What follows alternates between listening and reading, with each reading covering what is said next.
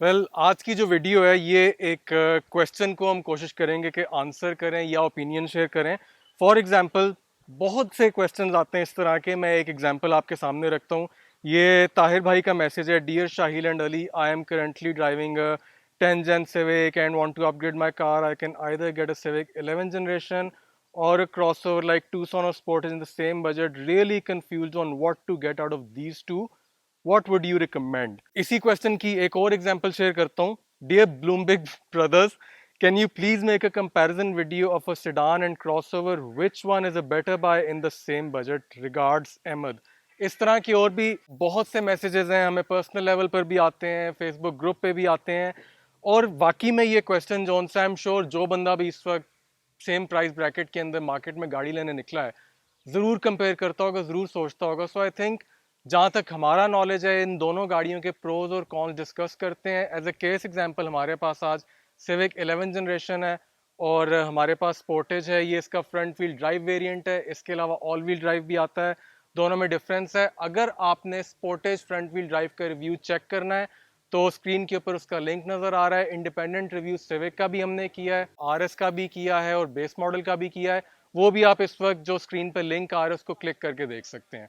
So let's see and find out कि किसके लिए क्या चीज़ ज़्यादा सूटेबल है।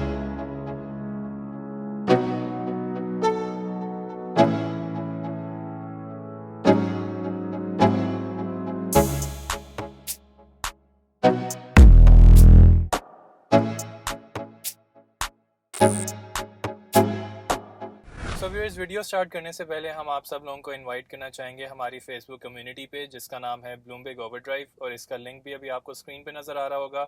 और हमारे इंस्टाग्राम के पेज को भी फॉलो करें, उसमें आपको डेली अपडेट्स मिलती हैं और हम अक्सर उसमें बिहाइंड द सीन्स फुटेज भी शेयर करते हैं। सो व्यूअर्स, अब हम स्पोर्टेज में हैं और वैसे ऑनेस्टली कोई कंपैरिजन बनता नहीं है क्रॉसओवर और सेडान का, लेकिन क्योंकि प्राइस अब तकरीबन बहुत सिमिलर है और बहुत से लोग चाह रहे होते हैं कि उन्हें एक ऑल राउंडर गाड़ी चाहिए, जैसे कि स्पोर्टेज की यूटिलिटी बहुत फ़र्क है और सिविक की बहुत फ़र्क है।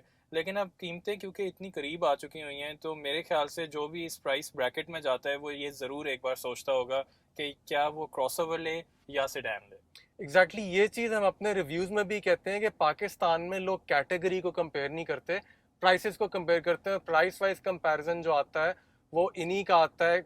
दोनों का purpose is totally different. Sedan एक और तरह की गाड़ी है, क्रॉसओवर और तरह की गाड़ी है।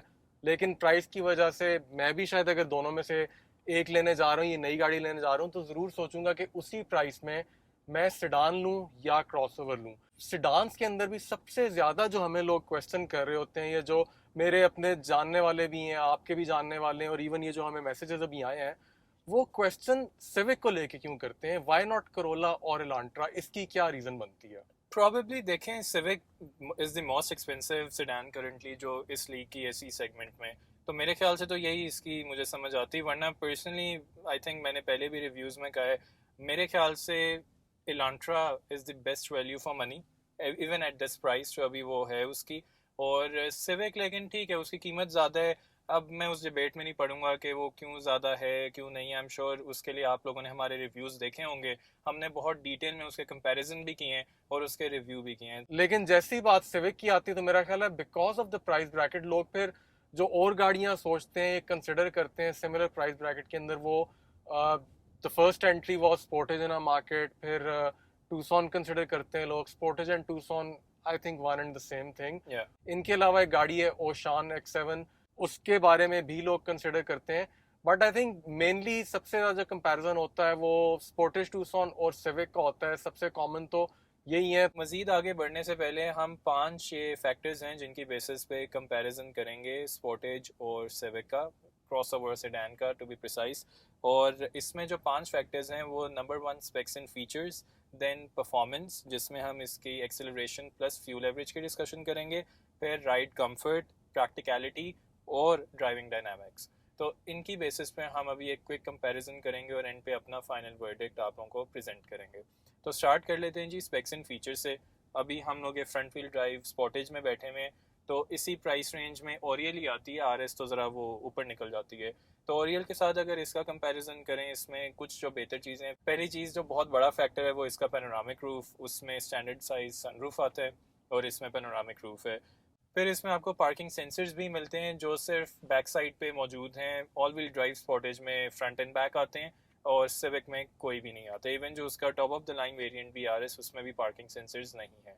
अच्छा, फिर इसमें आपको हिल डिसेंट कंट्रोल भी दिया जाता है, विच मीन्स कि अगर तो आप बहुत स्टीप स्लोप से नीचे गाड़ी उतारेंगे तो आपको खुद, अगर आपने ब्रेक को एंगेज नहीं भी करना, गाड़ी खुद सेंस करती है और उसके अकॉर्डिंगली एडजस्ट कर लेती है। तो ये फीचर फ्रंट व्हील ड्राइव स्पॉटेज में मौजूद है लेकिन सिविक 11 जेन में मौजूद नहीं है। और अगर कनेक्टिविटी की भी बात की जाए तो उसमें ये भी मेंशन करना ज़रूरी है कि एंड्रॉयड ऑटो और एप्पल कारप्ले ये सिर्फ स्पॉटेज में मौजूद है, सिविक में नहीं है। ऑब्वियसली आपको जो ब्लूटूथ कनेक्टिविटी है वो तो दोनों गाड़ियों में मिलती है। और कुछ अगर छोटी छोटी चीज़ों को देखा जाए जो अटेंशन टू डिटेल दी गई है किया ने, जो स्पेशली स्पोर्टेज में दी है। अब रेन सेंसिंग वाइपर्स हो गए, ऑटोमेटिक हेडलाइट्स हैं। फिर एक्सटीरियर में चले जाएं तो स्पोर्टेज का जो रिम का साइज़ है वो भी बड़ा है फ्रंट व्हील ड्राइव का, और टायर भी ऑब्वियसली इट्स वाइडर।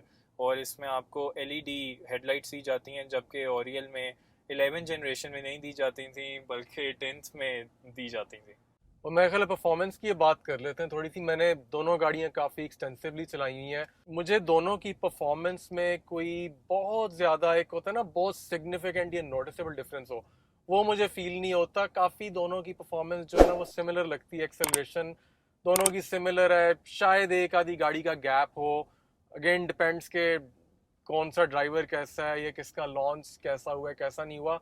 बट ये चीज़ on a daily basis family cars के अंदर मेरा ख्याल इतने मायने नहीं रखती। अगर एज अ फैमिली कार देखा जाए तो दोनों बहुत सिमिलर हैं। एक गाड़ी जो है वो 1.5 टर्बो इंजन के साथ आती है और ये जो स्पोर्टेज है ये 2.0 इंजन है। दोनों की फ्यूल एवरेज में फ़र्क बिल्कुल है। ये गाड़ी सेम ड्राइवर का अगर ड्राइविंग स्टाइल है तो अगर लोकल आपको फॉर एग्जांपल 10 दे रही है तो वो गाड़ी इसी ड्राइविंग स्टाइल के साथ आपको मे बी 12-13 तक इजीली दे सके। सो ये जो एक फैक्टर है ये डेफिनेटली वहाँ पे होगा। और अगली बात जो मैं करूँगा राइड कंफर्ट की। अच्छा, ये एक ऐसा डिपार्टमेंट है कि अगर तो आप प्योरली एक फैक्टर को लेके इन दोनों गाड़ियों में कंपैरिजन कर रहे हैं तो फिर आपको बिल्कुल भी सोचना ही नहीं चाहिए सिविक के बारे में।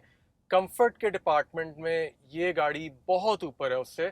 उसके मल्टीपल फैक्टर्स हैं। पहला फैक्टर जो है वो ये है कि इस गाड़ी की जो सिटिंग हाइट है, एंट्री और एग्जिट हाइट इस गाड़ी की, वो फॉर एल्डरली पीपल बहुत अच्छी है। इस गाड़ी का आप स्ट्रेट अवे दरवाज़ा खोलते हैं, आपको एंट्री और एग्जिट में कोई प्रॉब्लम नहीं आती। सिविक में जो ड्रॉबैक है वो ये है कि उसकी जो सीट्स हैं वो बहुत नीची हैं। ड्राइविंग सीट फिर भी आप थोड़ी बहुत एडजस्ट कर सकते हैं, जो बाकी सीट्स हैं उसकी फॉर एल्डरली पीपल बहुत मुश्किल है उनके लिए उस गाड़ी के अंदर बैठना और उस गाड़ी से बाहर निकलना। और अगला जो फैक्टर है वो इन गाड़ियों की ये जो सीट्स हैं दोनों, इनमें भी बहुत ज़्यादा फ़र्क है। सीट की कंटूरिंग है ना स्पोर्टेज की, वो सिविक की सीट की कंटूरिंग से मुझे पर्सनली बहुत बेहतर लगती है। एडेड विद जो सॉफ्टनेस है फोम की वो बहुत बेहतर है इसके अंदर।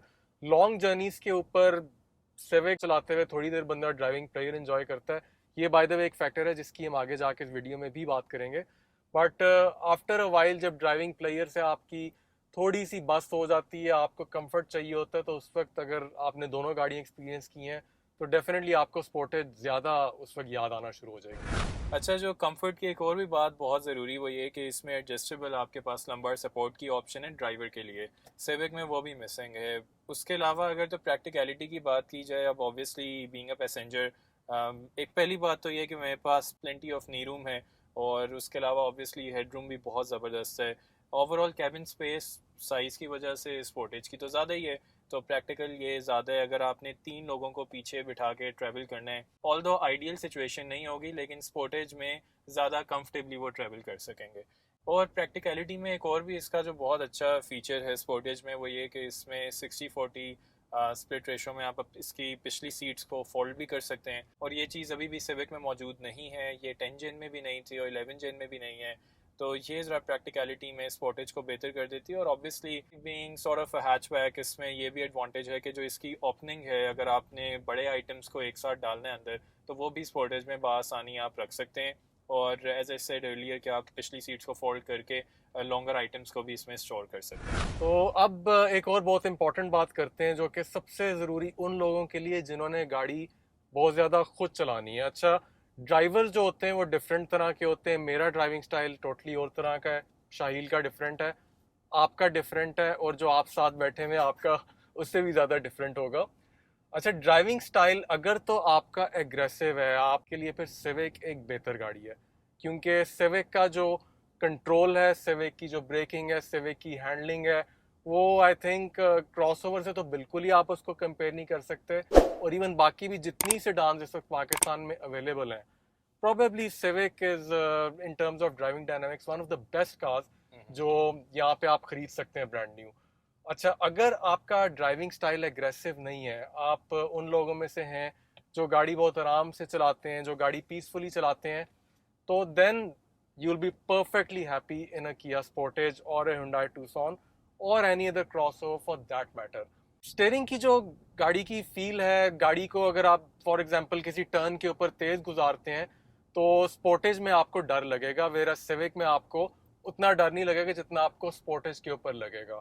सो इट ऑल डिपेंड्स कि आपका ड्राइविंग स्टाइल किस तरह का है। रिसेंटली बारिशें इतनी हुई हैं, इवन DHA जैसी जगह पे, कैंट जैसी जगहों पे, गुलबर्ग में पानी जब खड़ा हो जाता है तो उसके अंदर मेरा ख्याल है कि स्पोर्टेज थोड़ी ऊंची है, तो थोड़ा सा शायद आप ज़्यादा कंफर्टेबल हो इस गाड़ी को ऐसी जगहों से गुजारते हुए। या रोड क्लियरेंस का अगर आपको इश्यू है, आपने गांव वगैरह में ट्रैवल करना है, तो डेफिनेटली तब भी स्पोर्टेज बेहतर है। Definitely as an overall package in terms of drive and everything, Sportage is going to be a far better option. बिल्कुल। तो हमारा जो इसमें वर्डिक्ट है या जो सजेशन है जिन्होंने हमसे क्वेश्चन पूछा था, वो यही है कि देखें, आपने अपनी ज़रूरत को देखना है और उसके हिसाब से चूज़ करनी है गाड़ी। ये अच्छी बात ज़रूर है कि अब हमारे पास ऑप्शंस मौजूद हैं। आज से चंद साल पहले पाकिस्तानी मार्केट में 0 मीटर लोकली असेंबल्ड में हमारे पास इतनी ज़्यादा ऑप्शंस नहीं थी। अब आप लोग खुद इन ऑप्शंस को गेज कर सकते हैं। आप बेशक जाके टेस्ट ड्राइव लें इन गाड़ियों की और उसके बाद एक इन्फॉर्म डिसीजन लें। सो व्यूअर्स, ये थी हमारी स्पेशल वीडियो जिसमें हमने कोशिश की है कि आपके ये एक कॉमन क्वेश्चन को आंसर किया जाए, जिसमें अक्सर लोग हमसे ही पूछते हैं कि क्रॉसओवर वर्सेस सेडान कौन सी गाड़ी को परचेज़ किया जाए। उम्मीद है कि आपको ये पसंद आई होगी और please share your opinion in the comments below, और हम आप लोगों के लिए आगे भी इस तरह की वीडियोस लाते रहेंगे। Till next time, take care, अल्लाह हाफिज। अल्लाह हाफ़िज़।